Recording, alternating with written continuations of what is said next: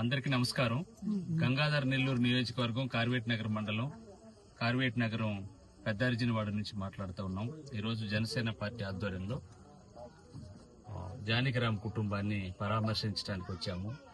ఈ కుటుంబంలో ఈ జానకిరామ్ అనేటువంటి వ్యక్తికి గత 2 నెలల నుంచి కడుపు నొప్పితో బాధపడుతూ అది క్రమేణా ఆపరేషన్ చేయకపోతే చాలా ఇబ్బందికరమైనటువంటి పరిస్థితికి వచ్చింది. మేము జనసేన పార్టీ తరఫున ఒక 15,000 రూపాయలు ఆర్థిక సహాయం చేస్తూ రేపటి రోజున స్విమ్స్ లో అడ్మిట్ అవడానికి కావాల్సినటువంటి సదుపాయం ఏర్పాటు చేయడం జరిగింది. బాధాతప్త హృదయాలకు అండగా జనసేన పార్టీ రాష్ట్ర అధ్యక్షులు పవన్ కళ్యాణ్ గారు ఎప్పుడు పరితపిస్తూ ఉంటారు.